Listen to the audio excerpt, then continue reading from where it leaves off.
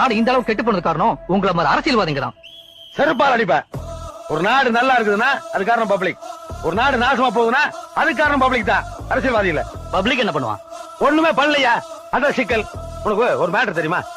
ஏய், ஒரு பொண்ணை ஒருத்தர் கல்யாணம் பண்ணி கொடுக்கும்போது என்ன யோசிக்கிறோம்? பையன் படிச்சவனா, எங்க வேலை பாக்குறான், எவ்வளவு சம்பாதிக்கிறான், நல்லவனா கெட்டவனா, சிகரெட் குடிப்பானா, தண்ணி போடுவானா, பான் பிராக் சாப்பிடுவானா, இத்தனையும் விசாரிச்சு கல்யாணம் பண்ணி வைக்கலாம். ஏன் எவ்வளவு கிடைச்சானா அவன் கையில கொடுத்து ஓட்டி விட வேண்டியதானே? ஓட்ட மாட்டான். என்ன, அது நம்ம பொண்ணு, நமக்கு பிறந்த பொண்ணு, நான் வளர்த்த பொண்ணு. அந்த மாதிரி இது நம்ம மண்ணு, நான் பிறந்த மண்ணு, நான் வளர்ந்த மண்ணு என்னைக்காவது யோசிச்சிருக்குமா? இல்லையே. எவன் ஓட்டு கடல் போட வேண்டியதான். ஆனா ஒரு எம்பி தேர்ந்தெடுக்கும் போது, ஒரு எம்எல்ஏ தேர்ந்தெடுக்கும் போதோ, ஆனா ஒரு பஞ்சாயத்து போர்டு பிரசிடண்ட் தேர்ந்தெடுக்கும் போதோ, ஏன் ஒரு கார்பரேஷன் கவுன்சிலர் தேர்ந்தெடுக்கும் போதோ யோசிச்சிருக்குமா? யோசிக்கிறா. ஒரு பொண்ணை கல்யாணம் பண்ணி கொடுக்கும் போது என்னென்னலாம் யோசிக்குமோ அப்படி யோசிங்கடா. இவ்வளவு ஏன்டா, இவ்வளவு நான் கல்யாணம் பண்ணி கூட்டு வந்தேன்,